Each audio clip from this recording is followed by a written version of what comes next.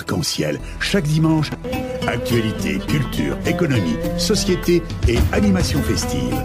Avec Abdelatif Arc-en-Ciel, la chronique. Mesdames et messieurs, nous sommes heureux d'être en ligne avec notre premier intervenant, c'est Youssef Mechria. Assalamu alaikum wa rahmatullahi wa barakatuh et bienvenue dans l'émission Arc-en-Ciel. Wa alaykoum salam wa rahmatullah et merci beaucoup pour cette invitation de l'été, voilà. Eh bien écoutez, c'est un grand plaisir pour nous et pour notre auditoire de recevoir encore une fois, c'est Youssef Mechria. Il faut bien préciser que Youssef Mechria est islamologue, imam et expert algérien de l'extrémisme violent, notamment au Sahel, un fin observateur de la trajectoire du terrorisme international. Avant tout aussi, Youssef Mechria, à travers l'émission Arc-en-Ciel sur Radio Pluriel, nous vous transmettons à l'ensemble, à vous et à l'ensemble du peuple algérien, nos sincères félicitations pour cet exploit bien mérité pour la Coupe d'Afrique. Oui, et c'est un bon moment pour un peuple dont on a besoin, surtout un élément fédérateur, le foot. Merci beaucoup, monsieur Abdelatif. Écoutez, le sujet dans notre discussion de ce jour, vous êtes un fin connaisseur du Sahel, vous avez fréquenté de près, vous avez fait beaucoup de recherches et aussi beaucoup de travail sur le terrain, notamment au Sahel. Et à travers cette expérience et à travers ce constat que vous avez pu faire, durant des années, il faut bien préciser, durant beaucoup d'années, vous avez pu arriver à faire une synthèse dans un premier temps et nous souhaitons que vous allez la développer d'une manière synthétique, s'il vous plaît. C'est votre expérience au Sahel et qu'est-ce qui se passait au Sahel. Merci beaucoup, mon frère Abdelatif. Et à l'occasion, je remercie tous les auditeurs et auditrices durant Radio Pluriel et l'émission Arc-en-Ciel. Si vous permettez, je peux commencer par une petite verset coranique qui dit, voilà, le bon Dieu dit, subhanahu wa ta'ala, قُلْ هَذِهِ سَبِيلِي أَدْعُو إِلَى اللَّهِ عَلَى بَصِيرَةٍ أَنَا وَمَنِ اتَّبَعَنِي. Un texte du prophète Mohammed sallallahu alayhi wa sallam qui dit Bashira wa la tunaffira, yassira wa la tu'assira.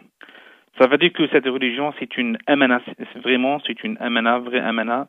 Il faut que les imams et les prédicateurs donnent la bonne image de cette religion qui est malheureusement maintenant dans tous les médias occidentaux se disent voilà que la mauvaise interprétation de l'islam, ça donne toujours de mauvaises images. Si je peux commencer avant d'entrer sur mon expérience dans la zone du subsaharien, uniquement surtout dans la région de l'Afrique de l'Ouest et dans le lac de Tchad, dans le fleuve du Niger, aussi du Sénégal, aussi dans le nord du Nigeria et aussi dans une petite expérience dans notre frontière immense avec le Mali et le Niger. Je peux donner quelques définitions sur des termes, je le vois que c'est très important. Je commence par le terme parce que l'émission était éditée par le New Terrorisme en Europe, voilà. Parce que le terme de terrorisme est aujourd'hui très fréquemment employé en droit international et par des institutions internationales aussi, mais il ne donne pas lieu à une définition unique et universelle. Par exemple, l'Assemblée générale des Nations unies considère le terrorisme conçu, c'est les actes criminels qui, des fins politiques, sont conçus ou calculés pour provoquer la terreur dans le public. Un groupe de personnes ou chez des particuliers sont injustifiables en toutes circonstances et quels que soient des motifs de nature politique ou bien philosophique, idéologique, raciale, ethnique, religieuse ou autre, l'on puisse invoquer pour les justifier. Cette typologie permet de décrire les grandes familles de terrorisme au monde entier.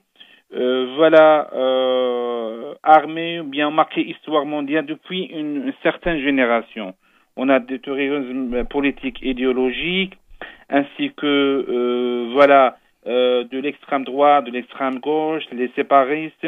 Mais nous concernons ce nouveau phénomène qui a frappé le monde entier, y compris le monde musulman et le monde arabe.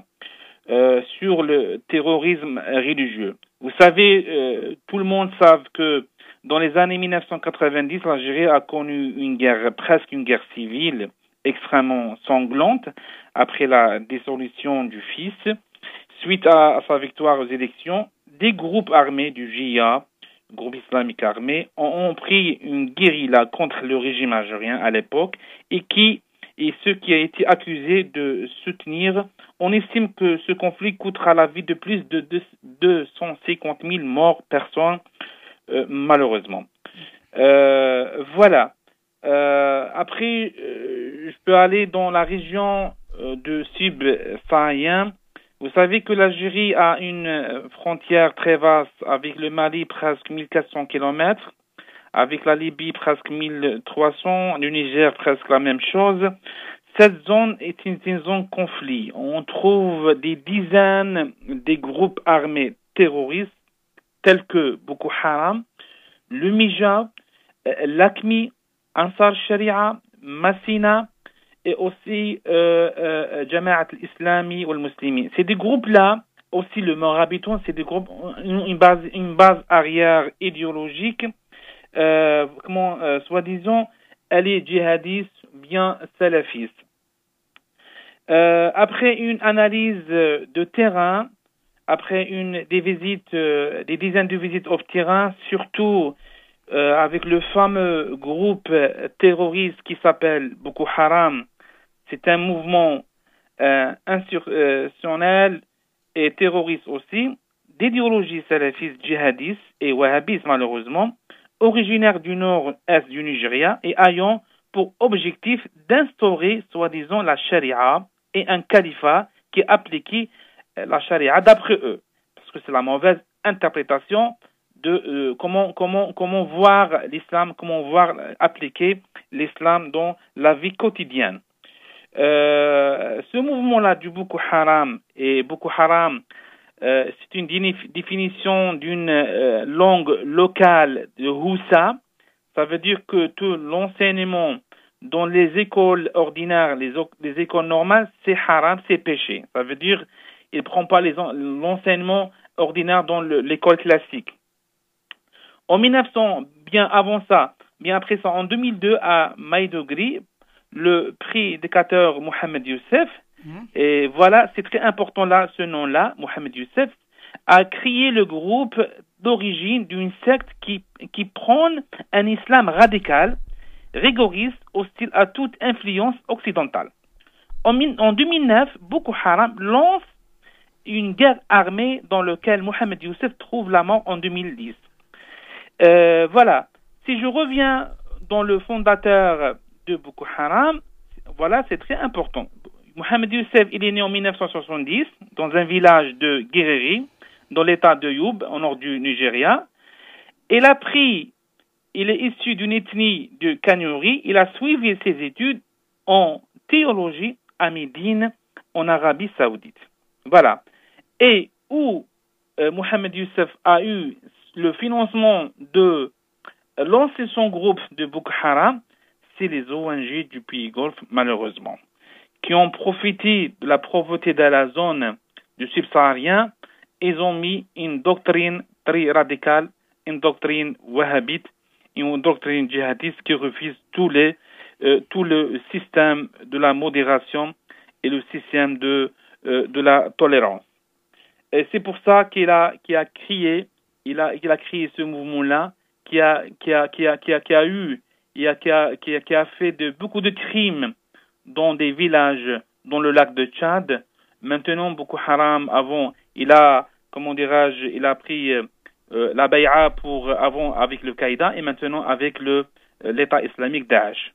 Donc, c'est une petite introduction sur la zone du subsaharien et la zone de l'Afrique de l'Ouest. Mais il y a une question qui s'impose ici, Youssef Mchria. Tous ces groupes, vous avez parlé de plusieurs groupes quand même, hein? Oui. Ils ont un point commun, quoi qu'il arrive, quel que soit le groupe, il a besoin d'être financé. Oui, bien sûr. Tous ces groupes-là, si je cite ces groupes-là, Boko Haram, c'est Jama'at جماعة الإسلامية للدعوة والجهاد أو جماعة أهل السنة للدعوة والجهاد. Aussi le groupe Ansar Sharia qui est entre la Tunisie et la Libye. Aussi que Ansar Islam al-Muslimin, il est dans le Mali et le Niger. Aussi Al-Qaïda ببلاد المغرب الإسلامي. Aussi le Mijaw حركة التوحيد والجهاد بغرب أفريقيا. Tous ces groupes-là, ils ont entre Al-Qaïda et entre le Daesh. Mais je parle de la base arrière de ces groupes-là. Comment ils recrutent les gens? Vous savez que la zone subsaharienne, l'Afrique de l'Ouest, ils ont une doctrine, une référence malikite sunnite. Voilà. Depuis la doctrine spirituelle, c'est la Tijaniya. Et le Qadiriya, c'est un islam soufisme, tolérant, modéré, qui accepte l'ordre, qui vivra avec l'autre. Ils ont l'appel de vivre ensemble. Mais ces groupes-là, on arrive à recruter les jeunes indépendants avec une base arrière, une doctrine wahhabite et djihadiste. Et malheureusement, c'est les ONG qui ont travaillé ça depuis les années 40, vous savez bien, avec une recherche depuis les années 40 jusqu'à le fameux influence et l'ingérence des ONG du pays du Golfe dans la zone du subsaharien, c'est les années 90 et les débuts d'année des 2000. On trouve les ONG comme Harakat Nadout al-Shabab al-Alami, c'est une ONG saoudienne. On trouve aussi Jam'iyat al-Bir al-Khairiyya, c'est une ONG de l'Imara. C'est des ONG et malheureusement, ils ont recruté, je dis bien entre guillemets, des missionnaires. Voilà, des missionnaires qui n'ont rien à voir avec la religion, rien à voir avec le charia et rien à voir avec l'islam. Si vous le permettez, si vous le permettez, pour que notre auditoire puisse comprendre. Vous avez fait une petite introduction qui est assez intéressante par rapport aux différents groupes armés qui se trouvent au Sahel. Oui. Maintenant, vous avez passé à une deuxième étape qui s'appelle les ONG. Oui. Le lien, autrement dit, entre les groupes terroristes et les bailleurs de fonds, j'ose dire. Et si j'ai bien compris, d'après ce que vous avez dit, vous avez parlé de quelques ONG sont soutenues, financées par l'Arabie Saoudite et les Émirats Arabes Unis. Voilà. Et malheureusement, même maintenant, ces États-là reconnaissent ces ONG-là. Ils ont interdit, par exemple, ils ont interdit Nadout al-Shabab al-Alami, ils ont interdit Jam'iyat al-Bir dans la zone-là. Mais on voit que le schéma se refait une deuxième fois dans la zone et entre zones. Ça veut dire... C'est-à-dire parce que comment ils se recrutent les gens? Parce que maintenant, ils ont grillé, ils ont détruit la zone du subsaharien, malheureusement, à ces États-là. Par exemple, si vous trouvez comment Boko Haram et les Moujahs, arrivent à libérer des zones des États, donc c'est des États dans des États. Vous me comprenez bien. Boko Haram a recruté presque de 12 000 jeunes du lac du Tchad, de région entre le Nigeria et le Tchad et l'Afrique et le Cameroun aussi. Voilà. Donc, ils ont lancé des États informels en parallèle. Même, ils ont placé des imams autoproclamés dans des lieux de culte. Comment ils recrutent les gens? Comment ils recrutent les jeunes? C'est le financement entre 100 et 300 euros pour chaque jeune, mensuellement. La doctrine proposée et imposée, c'est tous les livres du Mohammed ibn Abdel Wahhab qui n'ont rien à voir avec cette année-là. Ça veut dire parce que comment appliquer les gens, comment enseigner les élèves que la démocratie c'est haram, que la modernité c'est kufr, c'est shirk billahi subhanahu wa ta'ala. Donc c'est la doctrine takfiri qui refuse tous les modèles occidentaux et le modèle modéré des fidèles de Tijaniya et de Qadriya. Ils ont pris la mort dans les mains de ces groupes-là. Il y a quelque chose que vous dites, ça, il est très important quand même là. Si j'ai bien compris votre message, visite quoi qu'il arrive, donc il faut bien préciser à notre auditoire, on parle d'un fin connaisseur du terrain. Donc, Youssef Mchria est connu à l'échelle internationale comme quoi c'était un homme qui a fait énormément de travail, énormément de recherche au sein de cette zone géographique au Sahel. Si j'ai bien compris votre message, donc, il y a de l'argent saoudien et émirati qui arrive à ces ONG, qui forment des jeunes, qui, comment dirige là, qui prennent axe par rapport à cette doctrine wahhabite et qui يقوموا بالتكفير, si j'ai bien compris votre... Voilà, votre... très bien. هذا التكفير, Tout à fait. هذا التكفير, comment il se fait sur le terrain? Comment se fait terrain? Premièrement, la première étape, ils ont formé des jeunes de la zone, comme Mohamed Youssef à Médine, en Arabie Saoudite, et aussi dans des ONG en Émirats et en Koweït aussi. Après la formation des formateurs, ils ont la deuxième étape. Ces formateurs-là, ils ont revenu à ces pays, ils ont formé des nouveaux jeunes et recruté de nouveaux jeunes. Moi, je ne dis pas de formation des imams, c'est un recrutement des milices, voilà, malheureusement. D'accord. Voilà. Alors, parce que moi, j'ai rencontré des dizaines des éléments de Boko Haram dans les prisons du Nigeria. Oui. À Abuja, il y a aussi à Lusaka. Et malheureusement, c'est des jeunes, ils n'ont rien à voir avec l'islam. Mais j'ai trouvé des jeunes qui n'ont même pas essayé de dire la Fatihat al-Kitab, alhamdoulillahi rabbil alamin. Vous imaginez ça. Oui, c'est grave. Vous imaginez ça. C'est l'ignorance totalement, mais ils ont profité. Mais c'est de l'argent. C'est un fondement très, très, très énorme, parce que Boko Haram, il a tout un état. Il a des centres, il a des mosquées, il a des comment dirais-je, centres de formation, centres d'apprentissage. Voilà, ils voulaient faire tout un État comme le Taliban, l'exemple de Taliban en Afghanistan. Vous voyez ça. Ces gens-là, avec qui ils ont contact aux Émirats Arabes Unis et l'Arabie Saoudite? Avec des décideurs politiques, avec des privés, c'est quoi réellement? Vous savez que ces zones-là, la majorité des pays subsahariens, c'est soi-disant, en apparence, c'est des États laïques. Ça veut dire que l'État ne intervient directement dans la vie religieuse, dans la vie de culte. Ils ont profité de cette la pauvreté de l'État, l'incapacité de ces États-là et la faiblesse de ces États-là. Et après ces ONG-là, vous savez, il y a des ONG qui ont par exemple un ONG comme Nadwat al-Shabab al-Alami dans le Nigeria, un fonds presque chaque année de $2 millions. Vous voyez, de $2 millions. Provenant d'où? Provenant du pays de Gaulle, voilà. C'est les sources, c'est les banques, parce que là-bas, tout est facile. Le déroulement de ces financements, c'est trop facile.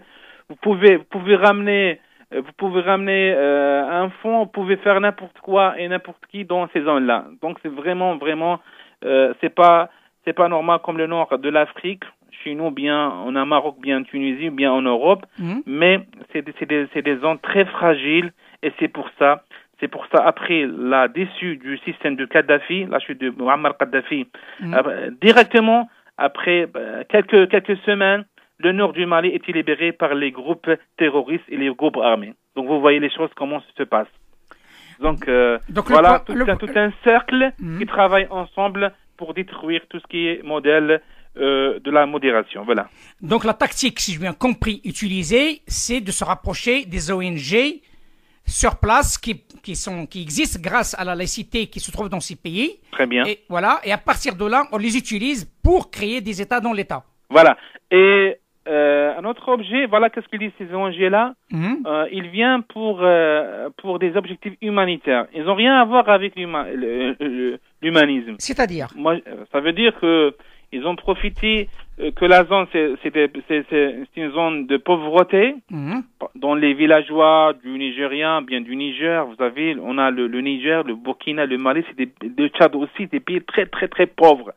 Si vous sortez quelques kilomètres de la capitale de ces pays-là, donc c'est vraiment les déserts. Les gens se vivent dans de l'argile, des maisons de l'argile. Voilà, on a comme ça, on rien à voir. Donc même, qu'est-ce qu'il profite là? Qu'est-ce qu'il fait? Il creuse des puits, il construit, soi-disant, des lieux de culte et lieux de formation et centres de santé. Donc, voilà, si vous devenez, vous lancez ce projet-là d'aide humanitaire, donc, avec ma pauvreté, et là, qu'est-ce qu'il dit? C'est lui qui donne, c'est lui qui paye, c'est lui qui commande. Exact. Voilà, donc, si vous arrivez avec avec un fonds des dizaines de millions, des centaines de millions de dollars et d'euros. Comment vous voyez les gens là-bas, Massakine? Voilà. C'est pour ça, moi, j'ai contacté la tête des ONG. Là, j'ai dit, voilà, qu'est-ce que vous faites? C'est vraiment, vous avez cassé, vous avez détruisé toute la référence de l'islam dans ces pays-là. Qu'est-ce qu'ils disent? Voilà. Il faut, avant de recruter dans les groupes, dans les centres, il faut que vous comment dirais-je, dénoncer et condamner l'islam traditionnel, l'islam de vos grands-pères et de vos pères, l'islam du soufisme modéré. Voilà. Ils disent, voilà, la Tijaniya c'est kufr, le Qadiriyya c'est kufr. Le vrai islam, c'est, il faut prendre directement du Kitab al-Sunna, soi-disant. C'est pour ça qu'ils lancent ce fameux titre, جماعة أهل السنة والجماعة الطائفة المنصورة جماعة السنة للدعوة والجهاد نصرة الإسلام المسلم. Vous voyez, c'est des titres qui attirent les ignorants. Voilà, et voilà, ils disent, voilà, tous vos coutumes, toutes vos traditions de l'islam traditionnel, c'est faux, et c'est les shirk billah, c'est les bid'a, et malheureusement, ils ont tombé dans la haine et dans le fanatisme, et les résultats, c'est des centaines de crimes dans les villages du Cameroun, du Niger. Et ils ont kidnappé des centaines de filles, malheureusement, parce qu'il a fait beaucoup haram. Et le mijaou, c'est des crimes humanitaires dans la région et la mauvaise interprétation de l'islam.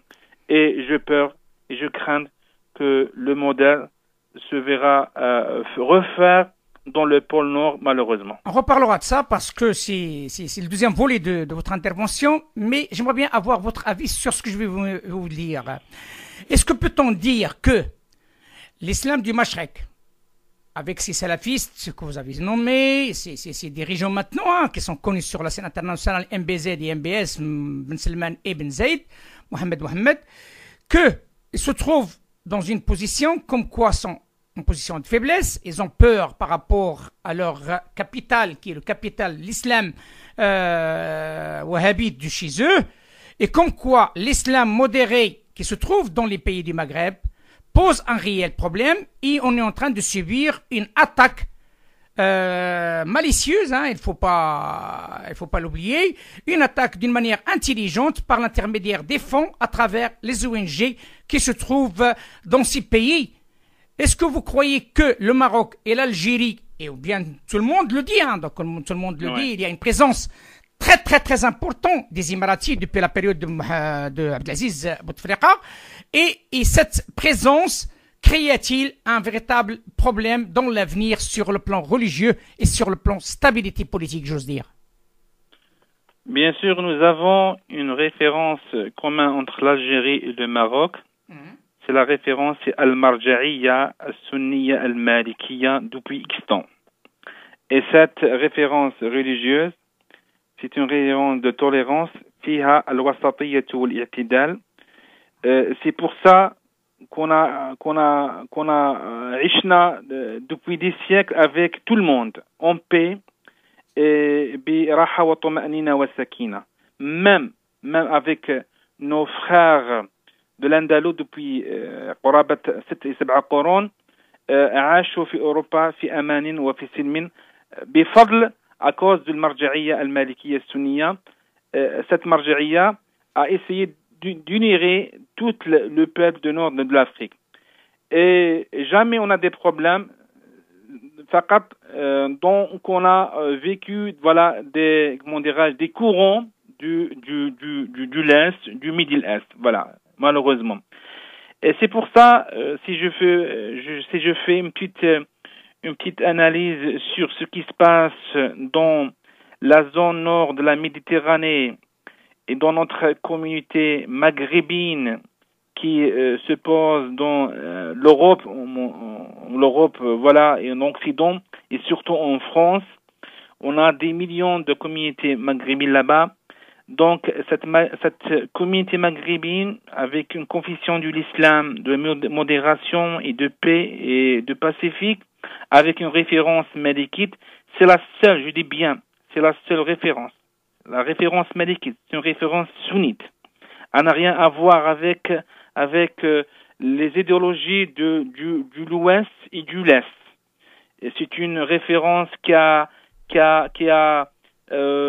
donné l'exemple de vivre ensemble et de vivre en paix. Je dis bien que les ONG qui travaillaient, ça fait presque 4 ans. J'ai visité malheureusement Vienne, la capitale du Nord. Si on a ce modèle-là, et j'ai vu un lieu de culte, vraiment faire des réformes avec un imam autoproclamé, avec l'arrêt autoproclamé qui a pris pour détruire dans le Moyen-Orient, la période de la guerre froide entre les dizaines et des dizaines de l'Autriche et qu'ils ont pris le maquis avec Daesh. Et la même chose, c'était pour le djihad afghani, soi-disant à l'époque. Tout le monde dit le djihad afghani, mais c'est une guerre avec Harbun bil Wakala. Ils ont une guerre par procuration. Voilà, avec procuration Harbun bil Wakala. Ils ont utilisé malheureusement l'islam sunni, le djihad. Ils ont comment dirais-je, recruté nos jeunes à l'époque, et c'était la conséquence.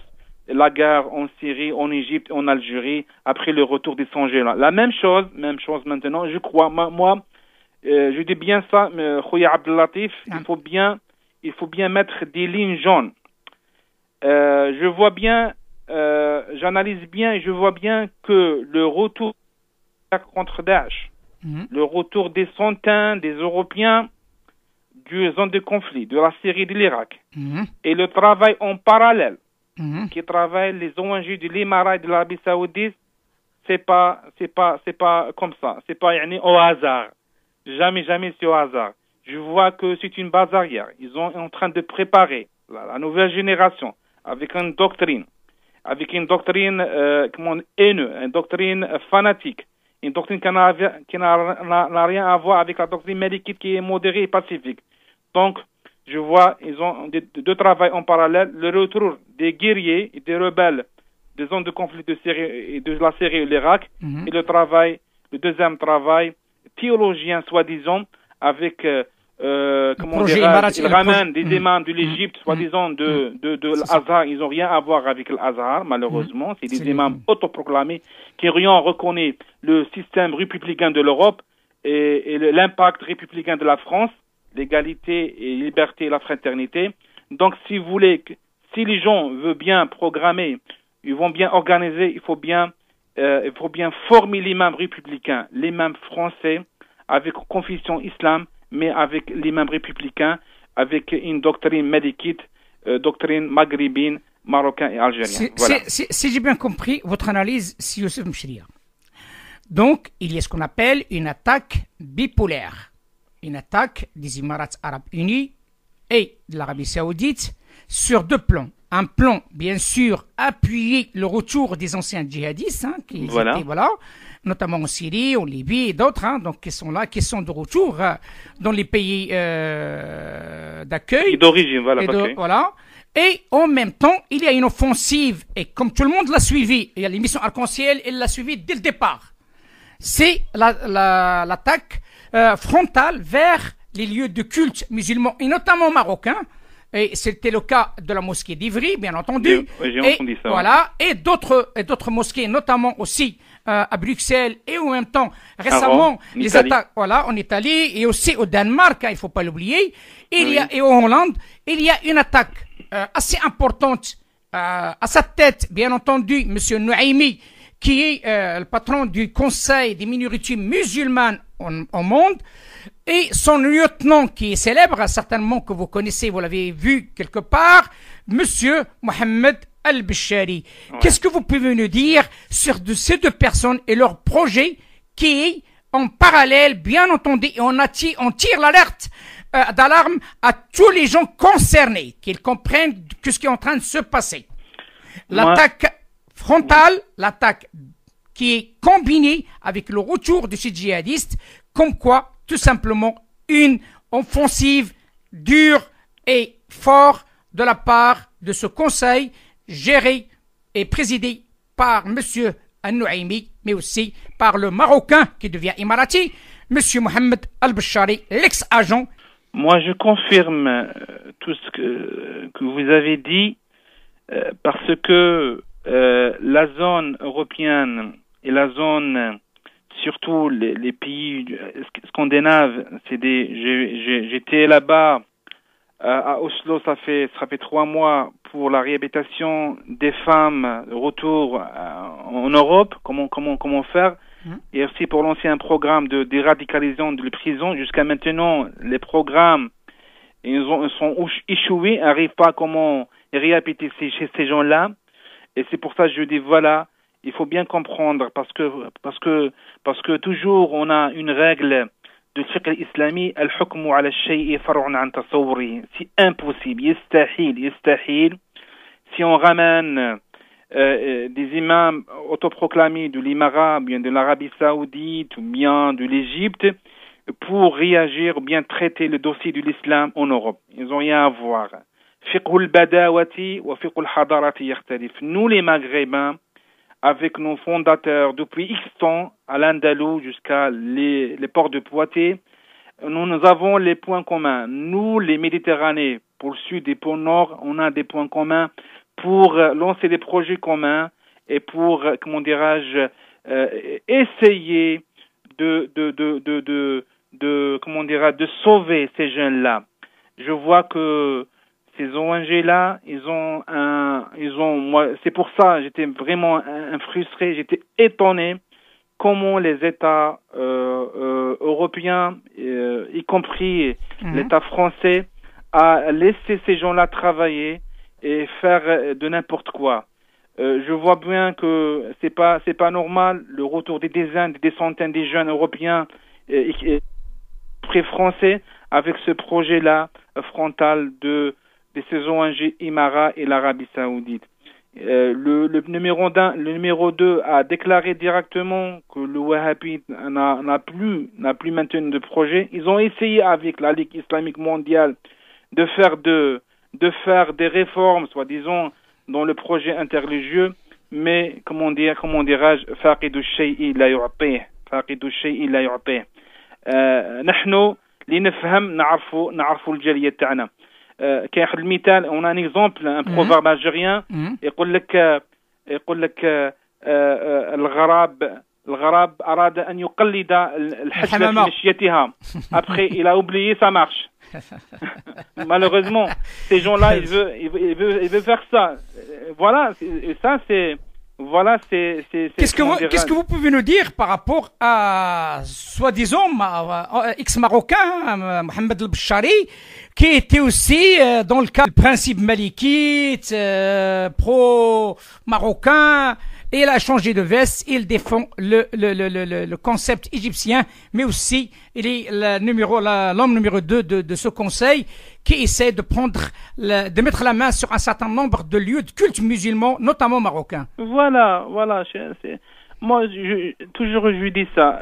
إذا كانت المرجعية الوهابية لا تصلح عندنا, peut-être عندهم مميزات في الجزيرة العربية, la même chose en Égypte, المرجعية الأزهرية, mais nous avons notre مرجعية, nous avons la مرجعية المالكية. هذه مرجعية on a les points communs même نتقاسمها مع جاليتنا في أوروبا. الجالية تعد بالملايين, لذلك importer un nouveau modèle, ça sera voilà, comment dirais-je, je vois que les choses, si ça reste comme ça, ils ont un travail d'une décennie d'années, et ils travaillent dans une stratégie de 10 années, donc est-ce qu'on peut avoir dans le futur un Boko Haram européen, bien un Muja européen, la qaddar Allah, mais je vois que ils ont profité de la naïveté de nos jeunes, soi-disant, voilà, il vient de l'Jazira al-Arabia, il vient de la Azhar, ils n'ont rien à voir. Non, l'islam, c'est la simplicité, c'est la modérité, c'est la tolérance. Voilà, c'est pour ça que l'imam Shafi'i, rahmatullahi alayhi, elle avait 2 doctrines. Le premier, c'était en Irak, mais quand elle a fait la migration en Égypte, il a tout changé ses idées et ses points de vue. Voilà. Qu'est-ce que vous pouvez dire à nos décideurs ici en France et en Europe, qui sont responsables de la question religieuse, vis-à-vis de cette offensive bipolaire? Je pèse mes mots. le retour des djihadistes et l'offensive émiratie sur les lieux de culte musulmans. Voilà. Si vous voulez, moi, je commence أنا ما عندي لا ناقة ولا جمل, donc je dis ça avec بكل إخلاص وبكل صراحة, avec tous mes sincères conseils, mes sincères, avec honnête et sincèrement, je dis que voilà, il faut pas, يقول النبي صلى الله عليه وسلم لا يلدغ المؤمن من الجحر مرتين. Je sais pas comment on traduit ça en français, ça, comment on peut traduire ça. Écoutez, il y a un proverbe simple, hein, donc ça c'est du prophète sallallahu alayhi wa sallam, donc la personne ne veut pas qu'il se fait piquer deux fois, voilà. Deux fois. ديب دوز عليه مرة ما تدوش عليه جوج باللغة المغربية. Voilà. Donc ما لازمش on tombe dans نفس الأخطاء, les mêmes erreurs. On a commis des erreurs, le retour des Afghans arabes, le retour, le modèle, l'expérience, la mauvaise expérience avec les ONG, soi-disant humanistes dans les zones subsahariennes, est la même chose. Je sais bien que la France est un pays laïque. Et je sais bien qu'ils ont un grand problème de financement, comment financer les lieux de culte en France. Je sais bien qu'ils ont un projet qui est très, très, très pertinent, le projet de l'islam en France. C'est bien de former des Français, des imams français là-bas, mais un problème de financement. Mais je dis, vous pouvez trouver des sources. On a la zakat, on a la moine, on a les dots, on a le hajj al-umrah, on a le halal. Mais attention, des sources du pays Golfe, c'est un financement qui n'est pas naïf, c'est un financement, celui qui donne, celui qui commande, ils vont une orientation. Ils vont comment dirais-je, un projet qui s'impose pour comment dire, servir des idéologies et pas servir la religion de l'islam de la paix, de la modération, l'islam qui respecte l'impact républicain, l'égalité, fraternité et liberté. C'est Youssef Mchria, une dernière question si vous le permettez. Donc, comme on a parlé ensemble, certainement vous connaissez M. Mohamed El-Bchari. Est-ce que vous l'avez rencontré?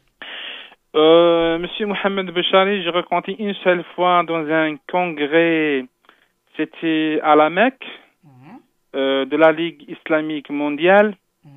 Et voilà, et j'ai vu certains leaderships bien placés en Arabie Saoudite qui veut faire avec lui des programmes, soi-disant, d'apprendre l'arabe à la communauté maghrébine ou bien la communauté musulmane en Europe.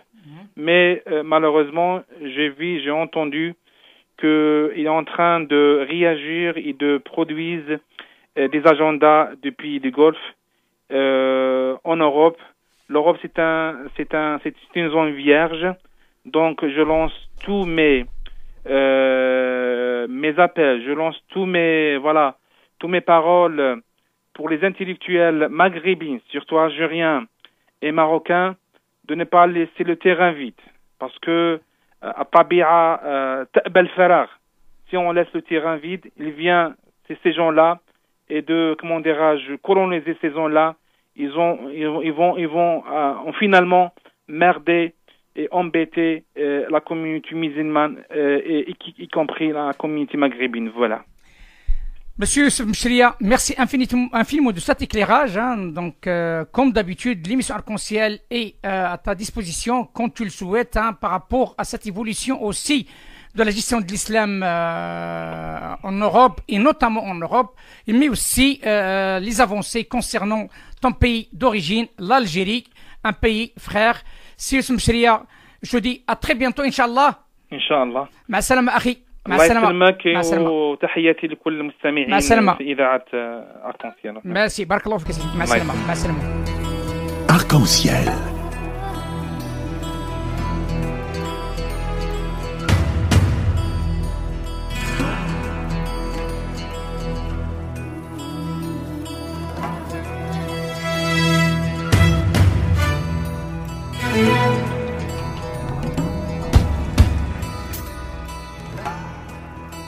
Arc-en-Ciel, chaque dimanche, actualité, culture, économie, société et animation festive. avec Abdelatif Arc-en-Ciel, la chronique.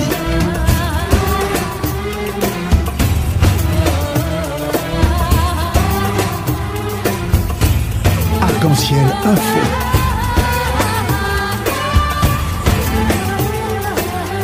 Arc-en-Ciel, animation festive.